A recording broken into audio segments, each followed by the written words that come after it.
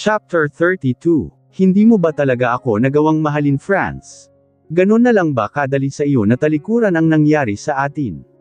Sagot nito. Ramdam ko ang lungkot sa boses nito na siyang dahilan para lalo akong makaramdam ng sakit ng kalooban. Parang tinutusok ng libo-libong karayom ang puso ko tuwing naririnig ko ang malungkot nitong boses. Hindi na importante kung mahalaga ka ba sa akin o hindi.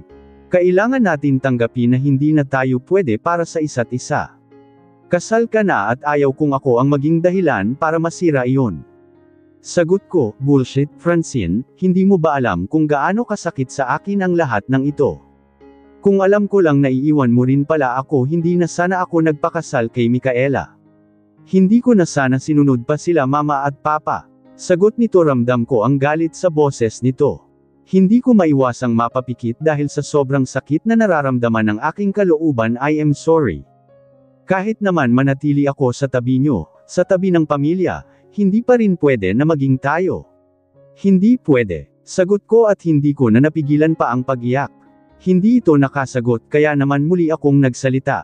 Kalimutan mo na ako. Hayaan mong hanapin ko ang sarili ko, Charles, nakikiusap kong wika habang umiiyak. Pilit kong pinapakalma ang sarili ko pero hindi ko magawa. Masakit isipin na mukhang totoo ang sinabi sa akin ni Dominic kanina. Na hindi kami swerte pagdating sa pag-ibig. Bullshit, Francine. Wala kang dapat hanapin dahil kami ang pamilya mo.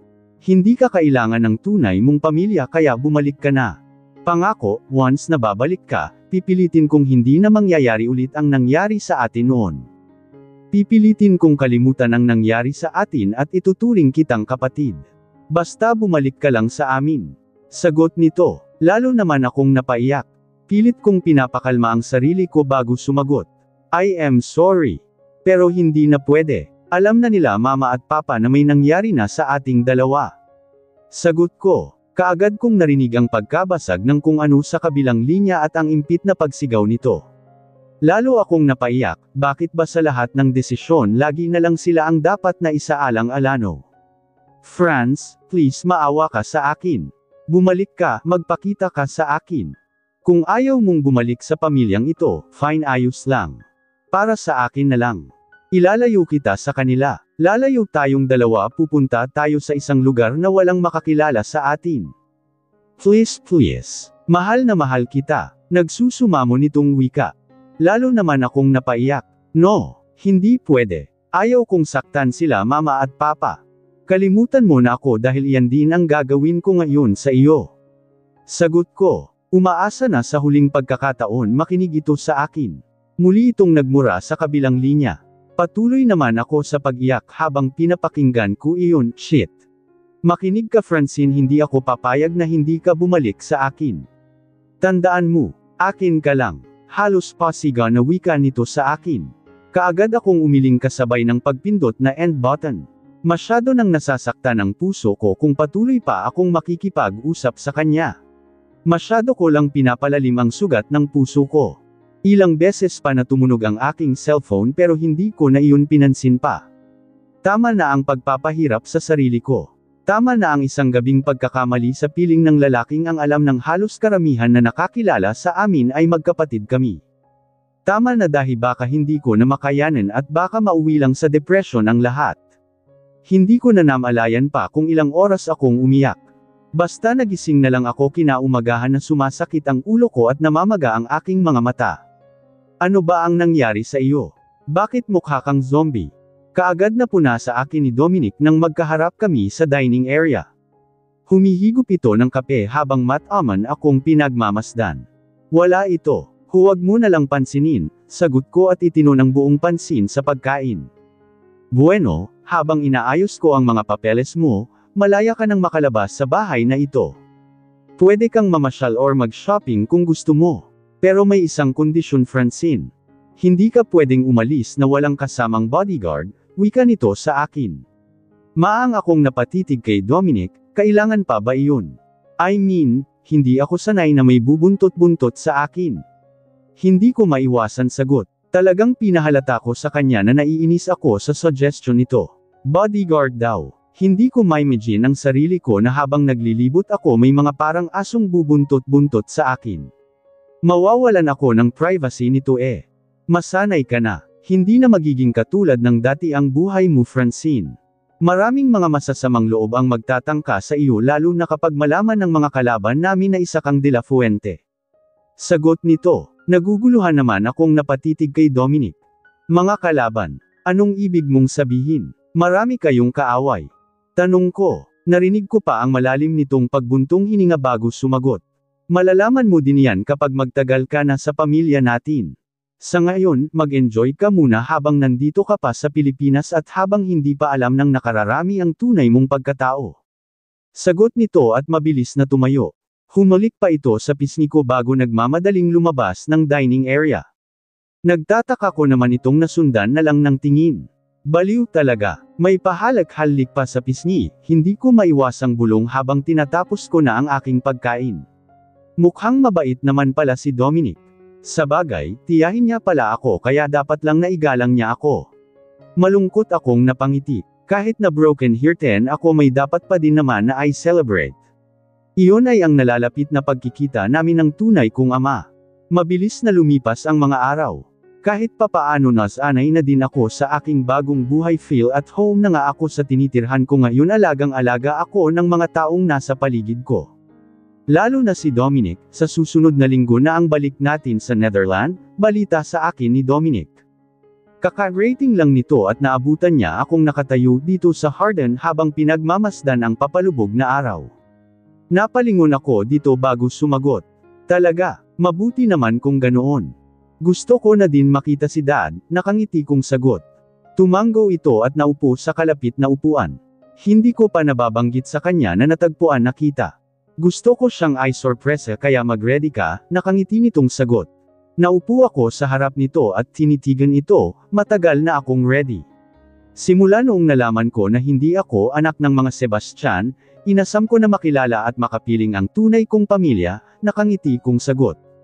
At malapit nang matupad iyon siya nga pala, inaasikaso ko na din ang pagpapalit mo ng apelyido from Sebastian magiging De La Fuente ka na kaya sanayin mo na ang sarili mo na gamitin ang apelyido ng pamilya natin. Wika nito. Kaagad naman akong tumango. No problem, pero bago tayo umalis, may isang hiling sana ako sa iyo. Nag-aalangan kong wika, tinitigan muna ako nito bago tumango. Sure, ano iyon? Lahat ng gusto mo ibibigay ko, sagot nito. Muli akong napangiti dahil sa sinabi nito, para kasi talaga akong prinsesa kung ituring nito. Ramdam ko ang pagmamahal at pag-alang nito sa akin bilang kapatid ng kanyang ama.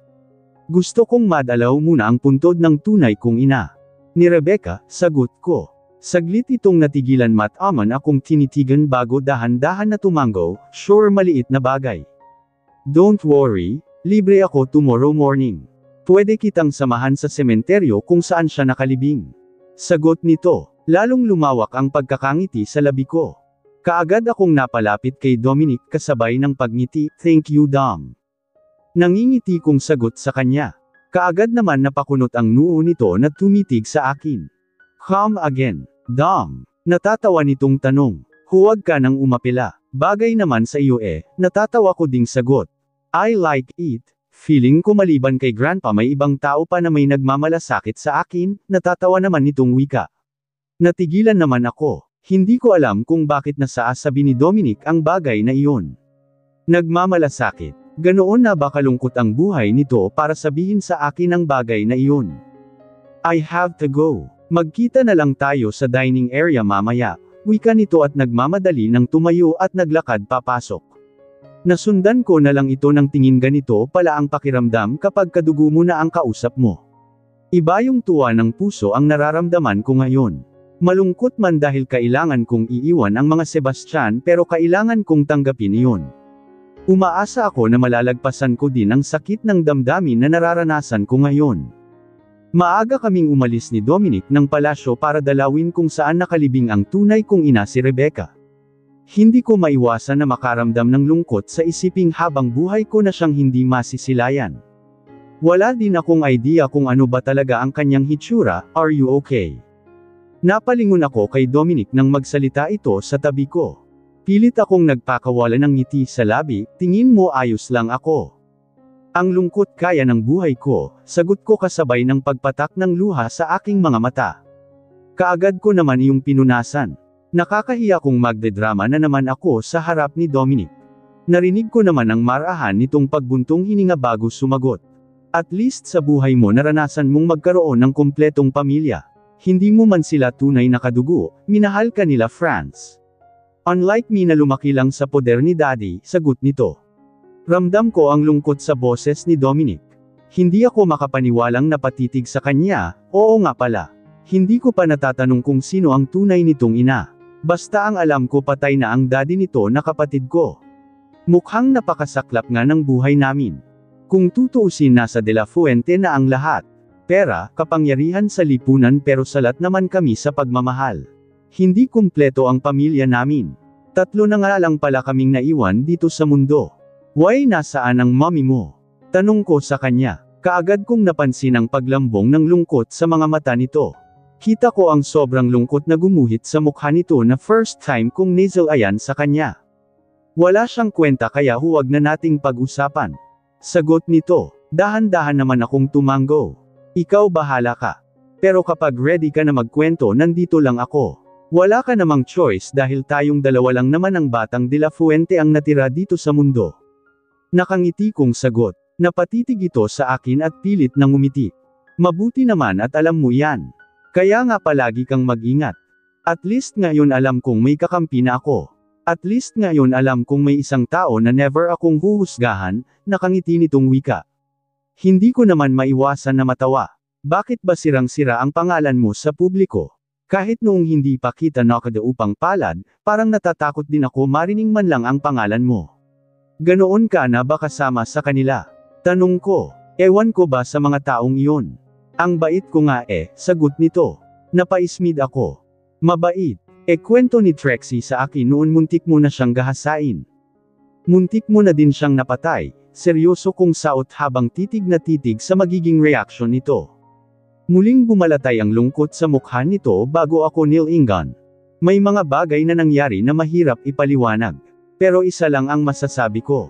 Hindi ko gusto ang ginawa ng tauhan ko sa kanya noon. Hindi ko sinabi na barilin nila si Trixie. Sinabi ko lang na hulihin siya dahil pag-aari ko na siya. Sagot nito sabay titig sa kawalan. Hindi naman ako makapaniwalang muling napatitig kay Dominic.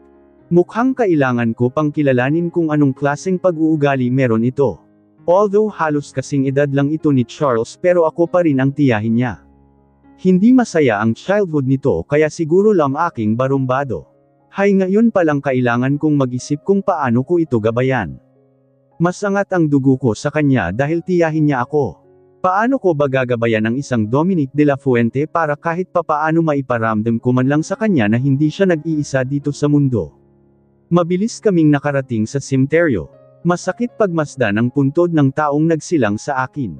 Ni hindi ko man lang naranasan may akap ito or kahit nga siguro ako hindi niya man lang nahawakan. Gayunpaman wala na akong panahon pa para magdamdam sa kanya. Patay na siya at ang magagawa ko na lang ay ipanalangin siya na sana masaya na siya kung nasaan man siya ngayon. Wala ka bang naisave na kahit isang litrato niya? Hindi ko mapigil ang tanong kay Dominic pagkatapos kong mag-alay ng maikling dasal, wala Ano ka ba ano naman ang gagawin ko sa litrato ng nanay mo? Sagot nito, hindi ko naman maiwasan na mapaismid, pero, tanungin mo na lang si Grandpa pag-uwi natin ng Netherlands baka meron siya. Patay na patay iyon sa nanay mo kaya sigurado ako na may naitabi iyon na litrato sa ball niya. Pabiro nitong sagot, hindi ko naman maiwasan na mapabutong hinaga. Muli kong sinulyapan ang puntod ng babaeng nagluwal sa akin dito sa mundo bago ako humawak sa braso ni Dominic, let's go. Gusto kong pumunta ng mall. Kakain ako ng cake doon sa paborito kong restaurant.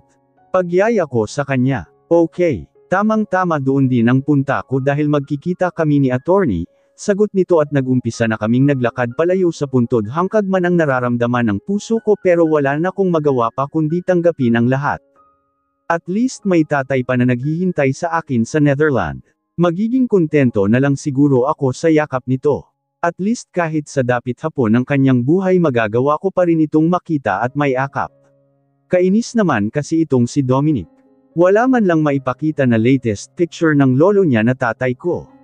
Kung hindi pa dahil sa painting ng palasyo wala talaga akong ka-idea kung ano ang hitsura niya. Huwag mong sabihin na magpapabuntot ka pa ng bodyguard sa akin. Huwag mo nang gawin yun dahil wala pa namang nakakaalam na kahit na sino maliban sa ating dalawa na isa akong De La Fuente. Isa pa secured naman ang mall na ito kaya magiging safe din ako dito. Angal ko kay Dominic pagkadating namin dito sa mall. Napansin ko kasi kung paano nito Senador Yasan ang dalawa nitong tauhan para sundan ako. Bakit ba ang tigas ng ulo mo? Para sa kapakanan mo ang iniisip ko, Francine, sagot nito. Bakas na ang inis sa kanyang boses kaya pinandilatan ko ito, whatever. Basta ayaw ko ng bodyguard. Period. Inis kong sagot at mabilis na tinalikuran. Nagmamadali akong naglakad patungo sa paborito kong restaurant. Pagdating ng restaurant kaagad akong umorder ng makakain. Malapit na akong aalis dito sa Pilipinas at hindi ko alam kung kailan ako muling makakabalik sa lugar na ito. Malaking bahagi ng pagkatao ko ang saksi ng restaurant na ito. Dito kami palaging kumakain ng pamilya na nagpalaki sa akin. Ang pamilya Sebastian, at last nakita din kita. Nasa pagkain ang buong konsentrasyon ko nang marinig ko ang boses na yon. Wala sa sariling napalingon ako at kaagad na tumampad sa paningin ko si Charles. Mukhang nangangalumata ito at malaki din ang ibinagsak ng kanyang katawan. Hindi ako makapaniwalang napatitig dito. Charles. Anong ginagawa mo dito? Hindi ko maiwasang sambit. Supposed to be kapag ganitong oras nasa negosyo niya ito. Ano ang ginagawa niya sa mall na ito ng ganito kaga? Hindi ko maiwasan na pagmasdan ng mabuti si Charles. Sa ilang araw na hindi namin pagkikita ang laki ng ipinagbago ng katawan nito. Ang laki ng kanyang ipinayat at may ilang bigot na din na tumutubo sa kanyang mukha. Hindi naman ito dating ganito. Malinis ito sa katawan noon at ni hindi ko man ito nakikitaan na may tumutubong balbas sa kanyang mukha. Anong kailangan mo? Matamlay kong tanong sa kanya pagkaupo nito sa harapan ko. Pigil ko ang sarili kong maluha. Kapansin-pansin kasi ang lungkot sa mga mata nito habang nakatitig sa akin. Francine, ano ba ang dapat kong gawin para matutunan mo lang akong mahalin? Kailangan kita. Hindi ko kayang mawala ka sa akin, malungkot na wika nito. Kaagad kong naibaba ang hawak kong kutsara at tinidor. Tumitig ako sa kawalan bago sumagot. Charles, please. Huwag mo naman sanang kalimutan na may asawa ka na. Hindi mo dapat sinasabi ang katagang iyan sa akin ngayon. Hindi ko kayang nakikita na magkakasira kayo ni Ate Micaela dahil sa akin, malungkot kong sagot. Pinipilit kong maging matatag sa harap nito na kahit na ang totoo kanina ko pa ito gustong yakapin, gusto kong ipadama sa kanya kung gaano ko siya na-miss. Kung gaano ko siya kamahal. Pero hindi na pwede. Pag-aari na siya ng iba. Nakatali na siya kay Ate Micaela. Ang babaeng walang ibang ipinapakita sa akin noon kundi kabutihan. Franz, hindi mo ba naiintindihan ang sinabi ko sa iyo kagabi? Lalayo tayo. Pupunta tayo sa lugar kung saan walang makakakilala sa atin, sagot nito. Kaagad akong umiling, para ano? Para gawin mo akong kabit. Charles, hindi iyan ang pangarap ko na buhay. Hindi ko pangarap na makihati sa lalaking nakatali na sa iba. Sagot ko, hindi ko na napigilan pa ang unti-unting pagtulo ng luha sa aking mga mata. Tuluyan nang nabuwag ang depensa na kanina ko pa inihaharang sa kanya, hindi ko siya mahal. Hindi ko mahal si Micaela. Napilitan lang ako na pakasalan siya dahil sa kagustuhan ng pamilya ko. Ng pamilya niya. Aware ka naman doon, di ba? Hindi yun lingid sa kaalaman mo, Franz. Mahal kita. Mahal na mahal. Wala akong ibang babae na gustong makasama habang buhay kundi ikaw lang. Nagsusumamo nitong wika, parang pinipiga naman ang puso ko sa nakikita sa kanya ngayon. Alam kong katulad ko nahihirapan din ito, pero anong magagawa ko? Wala na, hindi na pwede. Ayaw kong magpakalunoy sa kasalanan, pinilit ko siyang ainurahin. Sinenyasan ko ang waiter na naka-antibay sa amin na magbibill out na ako. Gusto ko nang makaalis sa lugar na ito. Sa presensya ni Charles dahil nagdududa na din ako sa sarili ko. Hindi ko alam kung gaano ako katatag ngayon para tanggihan ito sa gusto niyang mangyari. Hindi naman nagtagal, dumating din ang waiter. Hindi ko na tiningnan pa kung magkano ang babayaran ko, basta iniabot ko na lang dito ang card na bigay sa akin ni Dominic. So, totoo nga ang naririnig ko na kay Dominic ka ngayon tumutuloy. Kaya ba ayaw mo sa akin dahil siya ang mahal mo? Siya ang gusto mo? Bakas ang tinitimiping galit sa boses nito habang sinasabi ang katagang iyon. Nagulat naman ako sa isiping pinagsisilusan nito si Dominic. Sabihin mo sa akin Franz ano ang meron sa kanya na wala ako. Sabihin mo, tanong nito, hindi ko pa din ito sinagot. Ito na din siguro ang pinaka the best kong gagawin, ang magbingi-bingihan sa mga tanong niya. Walang magandang patutunguhan ang pag-uusap naming ito ngayon. Hindi ko hahayaan na muli siyang pumasok sa buhay ko. Hindi ko kaya. Ayaw kong maging traidor sa pamilya nila. Sa mga magulang nito na nagpalaki sa akin pagkaabot sa akin ulit ng card mabilis na akong tumayo. Nagmamdali akong naglakad palabas ng restaurant. Hindi ko na din sinulyapan pang muli si Charles. Francine sandali. Hanggang kailan mo ako iiwasan? Please mag-usap pa tayo. Kaagad na sunod nito sa akin saktong nakalabas na kami ng restaurant nang maramdaman ko ang paghawak nito sa braso ko. Charles ano ba? Bitiwan mo ako. Alam mo na ang sagot ko sa gusto mong mangyari di ba? Hindi pwede. Hindi na pwedeng maging tayo dahil may asawa ka na. Sagot ko sa kanya. Hindi ko na napigilan pa ang pagtulo ng luha sa aking mga mata. Hindi pwede. Dahil may Dominic ka na di ba? Sabat nito. Hindi ko mapigilan na may kuyam ang kamao ko. Gustuhin ko man na sabihin sa kanya kung sino si Dominic sa buhay ko pero pinigilan ko ang sarili ko. Lalo lang kasing hahaba ang diskusyon naming dalawa kung magkikwento pa ako sa kanya malalaman at malalaman din naman niya ang lahat ng ito pagdating ng tamang panahon. Wala ka na doon. Wala na ako sa poder nyo. Hindi mo na dapat pang pakialaman ang personal kong buhay. Sagot ko sabay piksi para matangal ang kamay nito na nakahawak sa braso ko. Ilang araw lang tayong hindi nagkita pero ang laki na ng ipinagbago mo. Iyon ba ang turo sa iyo ng lalaking iyon? Ang maging matapang. Baka sa susunod na pagkikita natin barumbado ka na din. Nanahawa ka na din sa baluktot niyang pag-uugali, sagot nito. Pidgel ko naman ang sarili ko na makaramdam ng inis dito. Ganyan talaga ang tingin nila kay Dominic. Na masama at mamamatay tao. Ang nakakainis lang wala akong time na ipagtanggol ito dahil hindi ko pa naman din masyadong kilala ang ugali ni Dominic. Walang kinalaman si Dominic sa pag-ayaw ko sa iyo Charles. Nagkataon lang talaga na hindi tayo para sa isa't isa, sagot ko at nagmamadaling tumalikod. Balak kong puntahan na lang si Dominic sa opisina. Alam kong hindi ako titigilan nitong si Charles ngayon. Nagulat pa ako nang maramdaman ko ang pagpulupot ng kamay nito sa baywang ko. Gusto kong pumalag pero nang mapansin ko ang sobrang galit sa mga mata nito na tameme ako bigla akong nakaramdam ng pangamba ngayon ko lang kasi nakita itong nagalit ng ganito. Mag-uusap tayo. Please, kung may pakialam ka pa sa akin bilang kuya mo na may malaking bahagi sa buhay mo, sumama ka sa akin. Wika nito, ramdam ko ang higpit ng pagkakahapit nito sa akin. Marahan akong napabuntong hininga bagon dahan-dahan na tumango. Fine pero hind ako pwedeng magtagal. Hahanapin ako ni Dominic. Sagot ko sa kanya habang seryosong nakatitig sa mga mata. Blonde ka ang ekspresyon nito bago tumango. Sumama ka sa akin sa kotse. Maraming mga mata ang nakatutok sa atin. Hindi tayo makakapag-usap ng maayos dito. Sagot nito. Tumango ako at kaagad na lumayo sa kanya. Nagpatiuna na din ako sa paghakbang kaya naman kaagad itong sumunod sa akin pagkatapos kong marinig ang malalim nitong pagbuntong hininga. Sa kotse niya nga kami humantong. Parang gusto ko naman kutusan ang sarili ko sa pagpayag sa gusto nito. Sabi ko na nga ba at wala akong tiwala sa sarili ko eh. Sa bagay, malaki naman ang tiwala ko kay Charles. Nasaksihan niya ang paglaki ko sa poder nila at hindi naman siguro ako nito gagawan ng masama. Anong pag-uusapan natin? Pakibilasan lang dahil baka hanapin ako ni Dom, wika ko sa kanya habang nakaton ang tingin sa labas ng bintana.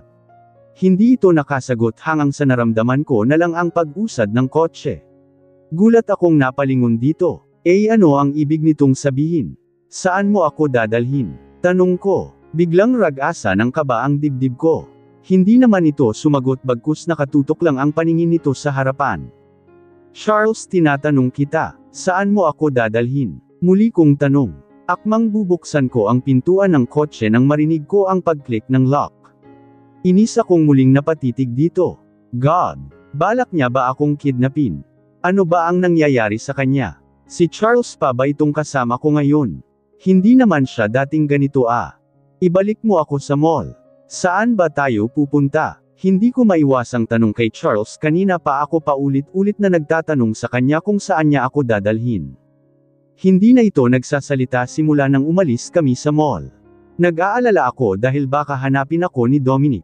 Dapat talaga pala pumayag ako na may bubuntot sa akin ng mga bodyguards. Bakit ba kasi napakatigas ng ulo ko? Charles, kung ano man ang tumatakbo dyan sa isip mo huwag mo nang ituloy. Hindi ka magtatagumapay. Wala akong balak na pumutol sa lalaking may asawa na. Muli kong wika. Pilit kong hinuhuli ang atensyon nito. Wala pa rin sagot mula sa kanya kaya malalim akong napabutong hininga. Pag-uusap lang sa loob ng kotse ang usapan namin Saan ba kami pupunta? Kainis naman. Bakit ba hindi ito nagsasalita? Mas gusto ko pang nagtatalo kaming dalawa. At least alam ko kung ano ang tumatakbo sa isip nito. Hindi katulad ngayon na masyado itong tahimik at seryoso lang na nakaton ang atensyon sa manibela halos 30 minuto din ang itinakbo ng sasakyan bago kami pumasok sa isang mataas na building. Mukhang mga condominiums ito at ito ang kauna-unahang pagkakataon na makakaapak ako sa ganitong lugar. What now? Hindi ito kasama sa usapan natin. Sinabi mo sa akin kanina na mag-uusap lang tayo. Muli kong wika sa kanya sabay halukip-kip. Naiparada na nito ng maayos ang kanyang kotse sa isang parking slot. I am sorry gusto kitang makausap sa tahimik na lugar sagot nito at mabilis na binuksan ang pintuan ng kotse sa gawin nito bumaba ito at ilang saglit lang naramdaman ko ang pagbukas nito ng pintuan ng kotse sa gawi ko, hindi ako bababa. Ibalik mo na ako sa mall dahil baka nag-aalala na sa akin si Dominic. Malamig kong sagot sa kanya. Nakahulikip pa rin ako at wala akong balak na sundin kung ano man ang tumatakbo sa isip nito ngayon. Francine, please. Bumaba ka muna. Mag-usap tayo sagot nito. Anong lugar ba kasi ito? Bakit dito mo pa ako dinala? Pwede mo naman ako dalhin sa mga coffee shop kung gusto mong makausap ako ng masinsinan. Nalinis kong sagot narinig ko pa ang marahan nitong pagbuntong hininga bago sumagot dito ako nakatira sa tuwing hind ako umuuwi ng mansion dito ako naglalagi. Huwag kang mag-alala hindi ako gagawa ng mga bagay na hindi mo magugustuhan, sagot nito. Kaagad akong napaismid hindi daw gagawa ng mga bagay na hindi ko magugustuhan, ano ang tawag niya sa ginagawa niya ngayon? Sira na yata ang tuktok nitong si Charles Impit akong napatili ng bigla kong naramdaman ang pagyapos nito sa baywang ko kasabay na pilit na pagpapalabas nito sa akin mula sa loob ng kotse. Charles ano ba? Nahihibang ka na ba? Sinabi ko naman sa iyo na ayaw kong sumama sa loob. Galit kong wika sa kanya. Hindi ito sumagot. Bagkus parang wala lang sa kanya na isinampay ako nito sa kanyang balikat. Bitiwan mo ako, ibalik mo ako sa mall ngayon din dahil baka nag-aalala na sa akin si Dominic. Galit kong sigaw sa kanya. Pilit akong kumikawala mula dito sa hindi inaasahang pagkakataon bigla kong naramdaman ang bahagyang pagpisil nito sa puweten ko. Bigla naman akong natameme sa kanyang ginawa. Hindi ko inaasahan iyon. Pakiramdam ko biglang nag-init ang punong tainga ko sa kanyang ginawang puppy seal sa puweten ko. Iyan lang pala ang makakakapagtahimik sa iyo Masyadong maingay iyang bibig mo, wika pa nito sa akin at tuloy-tuloy na kaming pumasok sa loob ng elevator. Saglit akong hindi nakaimik hanggang sa muling bumakas ang elevator. Tuloy-tuloy itong naglakad sa isang pintuan at binuksan iyon. Bastos ka, bakit ka nang hihipaw ng puwet? Wika ko nang makabawi sa pagkagulat. Naramdaman ko ang pagbaba nito sa akin sa sofa kaya kaagad akong tumayo ng tuwid. Maliit na bagay compare sa nangyari na sa atin. Baliwala nitong sagot at naglakad papunta sa isang nakasaradong pintuan. Nasundan ko na lang ito ng tingin habang sa mawala siya sa paningin ko ginawa ko naman iyong isang malaking pagkakataon. Kaagad akong naglakad patungo sa pintuan at pilit na binubuksan iyon. Hindi ka makakalabas dito hanggang sa hindi ko sinasabi. Napaigtad pa ako nang narinig ko na nagsalita ito sa likuran ko. Ang bilis naman nakabalik ng Charles na ito. Naiinis akong muling humarap sa kanya, at ano ang gusto mo? Buburuhin mo ako sa lugar na ito. Nahihibang ka na ba? Inis kong sagot. Hindi nakaligtas sa pakinggan ko ang kaagad na pagngisi nito kaya hindi ko maiwasan na makaramdam ng kaba. Ito ang kauna-unahang pagkakataon na nakita ko ang ganoong expression kay Charles. Drink this first. Hindi ka nakainom ng water kanina sa resto pagkatapos mong kumain. Wika ito sabay abot sa akin ng isang basong tubig. Amling ako at kaagad na inilihis ang tingin sa kanya. Hindi ako nauuhaw. At pwede ba? Ayaw ko dito. Ibalilk mo ako sa mall ngayon din. Inis kong muling wika. Hindi ko na nabilang kung ilang beses ko nang sinabi ang katagang iyon. Para ano? Para muli kang makuha ng gagong Dominic na iyon sa akin. Hindi ako papayag, Franz. Nakalimutan mo na ba ang sinabi ko sa iyo kagabi? Akin ka lang. Walang ibang makikinabang sa iyo kundi ako lang. Galit nitong wika sa akin at kaagad akong nilapitan. Hinawakan ako nito sa magkabilaang balikat at direkong tinitigan sa mga mata. Ilang beses ko bang sabihin sa iyo na hindi pwede? May asawa ka na. May asawa ka na at ayaw kong maging kabit mo. Pasig akong sagot sa kanya. Umaasa ako na aabot sa kaloob-looban ng kanyang kukut ang sinabi ko ngayon. Napakatalino naman sana nito pero napakahirap paintindihin. Ako ang magsasabi kung pwede or hindi tayo pwede, Francine, sagot nito sa akin at kaagad na lamapat ang labi nito sa labi ko. Kaagad naman nanlaki ang mga mata ko dahil sa kanyang ginawa. Hindi ko kasi inaasahan iyon, pilit akong kumikawala sa kanya pero kaagad kong naramdaman ang paghawak nito sa likod ng ulo ko. Pilit din itong isinisiksik ang kanyang dila sa loob ng bibig ko. Aaminin ko, gustong-gusto ko ang kanyang ginagawa ngayon. Pero hindi dapat. Tama na ang isang beses na pagkakamali. Open your mouth, Franz, please. Nagsusumamo nitong wika sa akin ng saglit na iniwan ang labi ko. Umiling ako dito at humakbang paatras sa kanya, kaagad kong napansin ang galit na biglang rumihistro sa mga mata nito bago nagsalita. Hindi mo ako gusto. Hindi mo namimiss ang ginawa noong gabi pagkatapos ng 18th birthday mo. Bakit mas magaling ba kaysa sa akin ang Dominic na iyon? Mas napapaligaya ka ba niya pagdating sa kama?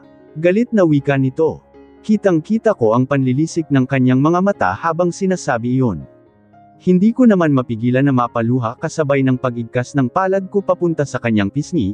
Wala kang karapatan na pagsalitaan ako ng ganyan. Hindi mo ba alam na labis kong pinagsisisihan ang ginawa kong katangahan ng gabing iyon? Hindi mo ba alam iyon? Galit kong sigaw. Lalong nagsalubong ang kilay nito. Sa isang iglap lang muli itong nakalapit sa akin habang hawak-hawak ako sa magkabilaang balikat. Nagsisisi ka na pinagkaloob mo sa akin ang sarili mo noong gabing iyon. Hindi mo ba alam nang dahil sa ginawa mong iyon palagi ka nang hinanahap-hanap ng katawan ko? Hindi mo ba alam na pagkatapos ng gabing iyon gusto kong ulit-ulitin na naangkinan ang katawang iyan? Galit na wika nito at kaagad akong sinibasib ng halik. Pilit naman akong kumikawala sa kanya. Tandaan mo, Francine, akin ka lang. Walang ibang magmamay-ari sa katawan na ito kundi ako lang, wika nito habang gigil na nagtaas baba sa itaas ko. Hindi ko naman maiwasan na mapaungol. Shit! Bakit mas masarap ang ngayon kumpara noong una natin itong ginawa? Pabulong kong wika kasabay na mahabang ungol. Hindi ko akalain na ganitong ito kahalimo pagdating sa kama. Halos mawasak na ang pagkababae ko sa lakas ng paglabas-pasok nito sa akin. Tapos na ang mainit na sandali sa aming dalawa. Heto ako ngayon tulala habang nakatitig sa kawalan, hindi ko akalain na sa pangalawang pagkakataon, muli kong ipagkaloob ang sarili ko sa lalaking hindi ko naman pwedeng ipaglaban. Narinig ko ang mahinang paghilik nito, dahan-dahan akong bumaling papunta sa kanya at kita ko kung gaano ito kapayapa habang natutulog sa tabi ko, may ngiti na nakaguhit sa labi nito na siyang lalong nagpapahirap sa nararamdaman ko ngayon. Akmang itataas ko ang kamay ko sa gawin nito para haplasan ang kanyang pisngi nang biglang nagbago ang isip ko. Dahan-dahan akong napailing at padaos-dos na lumayo sa dito, kailangan ko nang makaalis sa lugar na ito bago pa siya magising. Isang malaking kasalanan ang nangyari sa amin at hindi na dapat maulit iyon. Mabuti na lang at nakababa ako ng kama na hindi man lang ito nagigising. Tinitigan ko ito sa mukha kasabay na sunod-sunod na pagpatak ng luha sa aking mga mata. Kung pwede nga lang na manatili ako sa tabi niya, kaya lang hindi talaga pwede. Tama nang ako na lang ang masasaktan, huwag lang ang pamilyang nagpalaki sa akin, pati na din ang babaeng walang ibang ipinakita sa akin noon kundi kabutihan. Iginala ko ang aking paningin sa paligid. Masakit man ang buo kong katawan, partikular na ang aking pagkaababae, tiniis ko iyon. Isa-isa kong pinulot ang aking mga kasuotan na nagkalat sa sahig. Napakunot pa ang aking noo ko nang hindi ko mahanap ang damit kong dress na hinubad ni Charles kanina. Shit! Nasa sala pala. Doon niya ako hinuberan kanina. Hindi ko maiwasang bulong at kaagad na isinuot ang underwear ko. Akmang lalabas na sana ako ng kwarto nang mapansin ko ang shirt na hinubad kanina ni Charles. Kaagad ko yung isinuot at mabilis na lumabas ng kwarto nito. Direko akong naglakad papuntang sala para hanapin ang damit ko. Hindi ko maiwasan na mapangiti ng kaagad na tumampad sa mga mata ko ang dress na nahubad kanina na maayos nang nakatupi at nakaptong sa sofa. Akmang kukunin ko na iyon nang may biglang nagsalita. Mabuti naman at lumabas ka din ng kwarto. Hindi ko akalain na dito lang pala kita matatagpuan. Para akong ipinako sa aking kinatatayuan nang marinig ko ang boses na iyon. Kaagad na akong nakaramdam ng matinding kaba habang dahan-dahan na lumingon. Mama, halos pabulong kong wika. Nagulat ako nang mapansin itong prenteng nakaupo sa kabilang bahagi ng sofa at direktang nakatitig sa akin. Francine, hindi ko akalain na ganito pala katigas ang ulo mo. Hindi ko akalain na magagawa mong patulan ang taong simula bata palang isinaksak na namin sa utak mo na kapatid mo, wika nito. Bakas sa boses nito ang tinitimping galit, kaagad naman akong napayuko, parang gusto ko nang lumubog mula sa kinatatayuan ko dahil sa matinding hiya. Hindi ko akalain na nagpalaki pala ako ng ahas. Ano ba ang nagawa naming kasalan sa iyo at nagawa mong traidorin kami ng ganito? Lahat naman ng klaseng pagmamahal at pag-aaruga ibinigay namin sa iyo ah. Ano pa ang kulang? Sabihin mo sa akin ano pa ang kulang, Francine, galit na sigaw ni Mama. Kita ko sa mga mata nito ang sakit na nararamdaman. Hindi ko naman maiwasan na mapaiyak, so sorry. Sagot ko kasabay ng pagyuko, naramdaman ko na din ang sunod-sunod na pagpatak ng luha sa aking mga mata. Sorry. Iyan lang ba ang masasabi mo ngayon? Sa palagay mo ba mabubura ng sorry, lahat ng kasalanan na ginawa niyo ni Charles? Na ginawa mo? Ha, Francine? Galit na wika nito. Lalo naman akong nakaramdam ng matinding guilt, bakit niyo ito nagawa? Kailan pa, Francine? Kailan pa? Humahagulhol na tanong ni Mama Ash. Lalo naman akong nilamon ng matinding konsensya. Hindi ako nakasagot. Sumagot ka. Sabihin mo, kailan pa kayo nagkaroon ng relasyon ni Charles? Kailan pa kayo nagkaroon ng relasyon ng anak ko? Tanong nito. Hindi nakaligtas sa paningin ko ang galit sa kanyang mga mata habang nakatitig sa akin. Kung talagang marunong kang tumano ng utang na loob, nakikiusap ako sa iyo, tama na. Ikaw na ang lumayo kay Charles, wika nito. Hindi ako nakasagot. Masakit man na tuluyan kang mawala sa amin, wala akong pagpipilian. Mas mahalaga sa akin ang dignidad ng pamilya ko. Ng mga anak ko, lalo na si Charles, may asawa na siya, lubayan mo na sana siya, Francine. Wika nito kasabay ng may kung anong dinukot sa kanyang bago. Naglakad ito papunta sa harap ko at iniabot sa akin ang isang white envelope. Hindi ko naman maiwasan na magulat. Nagtatanong ang mga matang tumitig ako kay Mama Ashley. Check ang laman ng sobrang iyan. Aasahan kong lalayo ka na sa amin at hindi na magpapakita kahit kailan. Sa ginawa mong ito, hindi na kaya ng sistema ko na ituring pa kitang anak, wika nito. Parang bomba naman iyon na sumabog sa pandinig ko. Hindi ko akalain na maririnig ko iyon sa isang tao na walang ibang ipinakita sa akin kundi puro pagmamahal. Ma, please no. Maawa kayo, huwag niyo po akong kamuhian ng ganito. Please. Wika ko at akmang hahawak sa kanya nang bigla itong umilag. Inihagis nito sa harap ko ang white envelope at unti-unti yung nalaglag sa sahig. Hindi naman ako makapaniwalang magagawa ito ng taong ni hindi ko man lang nakitaan kung paano magalit sa akin noon. Lubayan mo na ang anak ko. Huwag mong sirain ang kanyang kinabukasan. Wika nito sa akin. Muli itong naupo sa sofa kasabay ng pagpunas ng luha sa kanyang mga mata. Sinulyapan ko pa ang puting sobre na nasa sahig. Kinuha ko ang dress ko pati na din ang aking bag. Magbihis ka muna bago ka umalis. Huwag na huwag kang magdadala ng mga bagay-bagay na pag-aari ng anak ko. Malamig na wika nito sa akin. Hindi ko naman maiwasan na mapapikit. Pidgel ko din ang sarili ko na huwag umiyak ng malakas. Dali-dali akong tumalikod para pumasok sa loob ng banyo. Mabilis kong isinuot ang aking dress at nagmamadaling lumabas ulit. Hindi na nga ako nag-abala pang tingnan ang sarili ko sa salamin. Ang gusto ko lang naman ngayon ay makaalis sa lugar na ito. Gusto kong makalayo sa galit na titig sa akin ngayon ni Mama Ashley. Sa pagbalik ko sa sala, kaagad kong napansin ang tahimik na pag-iyak ni Mama. Parang biglang nadurog naman ang puso ko dahil sa nasaksihan. Muling tumulo ang luha sa aking mga mata dahil sa guilt. Aalis na po ako Maria, malumanay kong wika sa kanya. Nagangat ito ng tingin at direkta akong tinitigan sa mga mata, kunin mo ang sobra na ibinigay ko sa iyo kanina. Para sa iyo talaga iyon. Para makapag-umpisa ka na ng panibagong buhay. Wika nito sa akin. Naglakad ako papunta sa kinatatayuan ko kanina at pinulot ang white envelope. Naglakad ako papuntang center table at inilapag iyon, kaya ko na pong mabuhay na wala ito. Salamat po sa lahat ng pagmamahal at pag-aaruga na ibinigay niyo sa akin. Sagot ko sa kanya, muli akong naluha. Gusto ko sana itong yakapin kahit sa huling sandali lang. Pero alam kong hindi na dapat. Wala na akong karapatan pa para gawin iyon. Naramdaman ko ang muli nitong pagtitig sa akin, sorry po sa mga nangyari. Alam ko din po na hindi sapat ang simpleng pasasalamat sa ginawa niyong pag-aaruga sa akin simula noong bata pa ako. Pero palagi niyo pong tandaan, mahal na mahal ko po kayo. Sa poder niyo po naranasan ang magkaroon ng kumpletong pamilya na alam kong hindi ko na mararanasan pa sa tanang buhay ko, muli kong wika at nagmamadali nang naglakad patungo sa pintuan. Pinahihit ko ang serradure niyon at kaagad na bumukas. Sinadya talaga siguro ni Mama Ash na huwag ng i-lock iyon para malaya na akong makalabas, masakit man sa kauban, hindi na ako lumingon pa. Tuluyan na akong lumabas sa loob ng unit ni Charles. Sa lalaking mahal na mahal ko at alam kong hanggang alaala na lang ang kung anuman ang mga namagitan sa amin.